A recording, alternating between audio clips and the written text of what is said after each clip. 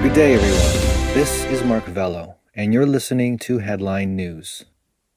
Lindsey Graham says he will meet with Trump to discuss the 2022 election.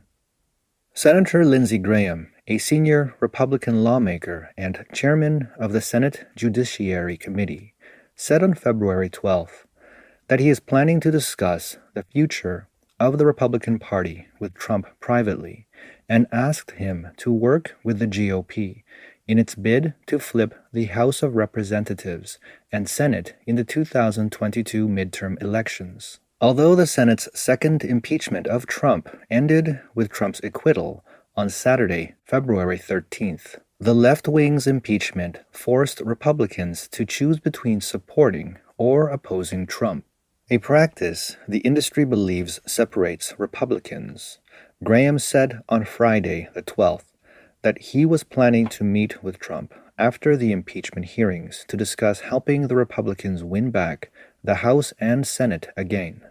"I'm going to try and convince him that we can't get there without you, but you can't keep the Trump movement going without the GOP united," Graham said. "If we come back in 2022, then it's an affirmation of your policies. But if we lose again in 2022, then the narrative is going to continue that not only did Trump lose the White House, but that the Republican Party is in a bad spot." "Trump's got to work with everybody," Graham added. "You got to put your best team on the field. If it's about revenge and going after people you don't like, we're going to have a problem. If this is about putting your best team on the field, we've got a decent chance at coming back." On January 26, House Minority Leader Kevin McCarthy had gone to Mar-a-Lago to discuss with Trump how Republicans could win the 2022 midterm elections. After the meeting, Trump's Save America team said in a statement that the conversation was good and cordial, and that Trump's popularity has never been stronger than it is today, and his endorsement means more than perhaps any endorsement at any time. Meanwhile, those Republicans who support left-wing impeachment are similarly suffering from declining support because Trump still has a solid voter base within the Republican Party. For example, Republican lawmakers such as Senator John Thune of South Dakota and Representative Liz Cheney of Wyoming, who will run in the midterm elections in 2022, are experiencing a crisis of falling support for the party because of their support for Trump's impeachment.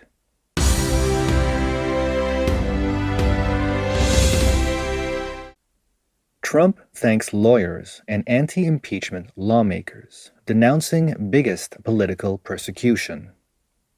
The U.S. Senate acquitted former President Donald Trump on Saturday, February 13th. Trump later issued a statement thanking his defense lawyers and lawmakers who opposed his impeachment, but also denounced his second impeachment as another phase of the greatest political persecution in history. In a statement, Trump wrote, "No president has ever gone through anything like it, and it continues because our opponents cannot forget the almost 75 million people, the highest number ever for a sitting president, who voted for us just a few short months ago." This was Trump's first statement during the entirety of impeachment hearings. In the statement, Trump also said he would lead Americans in a renewed drive to make America great again and achieve America's greatness for all Americans. The impeachment hearings in the Senate took over a total of 5 days, with the final vote resulting in 57 for and 43 against, acquitting Trump as he did not receive the 67 votes of support needed to convict him. A total of 7 Republican lawmakers supported impeachment. Senators Bill Cassidy of Louisiana, Richard Burr of North Carolina, Mitt Romney of Utah, Susan Collins of Maine, Lisa Murkowski of Alaska, Ben Sasse of Nebraska, and Pat Toomey of Pennsylvania. All of the Democratic senators supported Trump's conviction. But Trump's lawyer, Michael Vanderveen, reiterated in his closing arguments before the hearing that Trump's speech at the Save America rally on January 6th was not an incitement of violence. He also denounced the second impeachment of Trump as being motivated by hatred for him. He said the hastily prepared but carefully orchestrated, unconstitutional, circus-like second impeachment was a last-ditch attempt by the left to discredit their political opponents.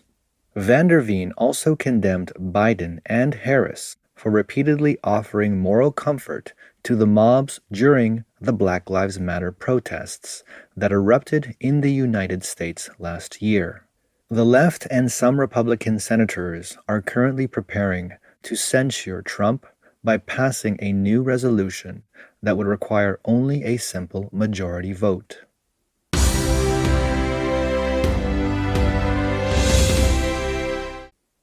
EU issued bilingual statement calling on CCP to revoke the BBC ban.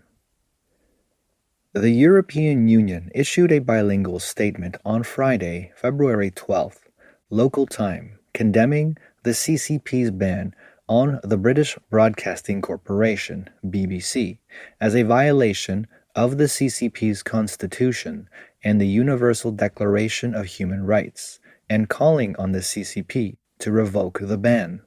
The statement read, "This is the latest move by China restricting freedom of expression and access to information inside its borders, following on from numerous expulsions of foreign journalists in 2020.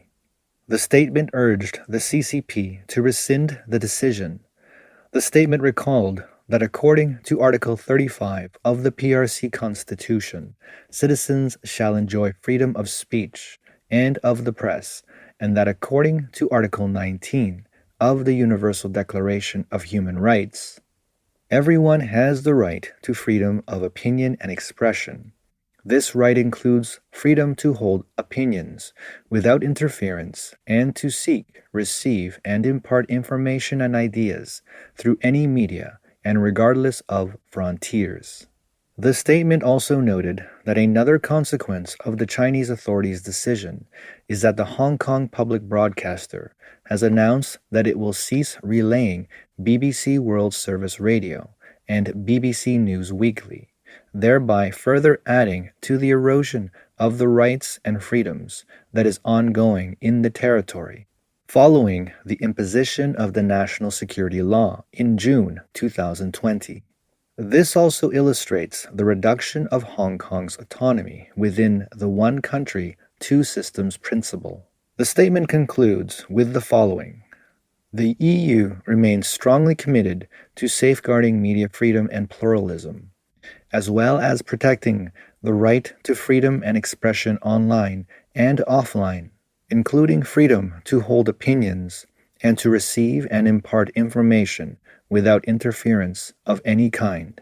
The EU has also repeatedly condemned the CCP's intimidation and surveillance of journalists and media staff in China. The international community believes that the CCP blocked BBC World News from broadcasting on the mainland in retaliation for the UK revoking the license of Global TV Network, the CCP's official media, to broadcast in the UK. The CCP also expelled several Western journalists last year, including journalists in China from the Washington Post, the Wall Street Journal, the New York Times, the Australian Broadcasting Corporation, and the Financial Review. This concludes today's broadcast. Thank you for your time, and stay tuned for the next Headline News.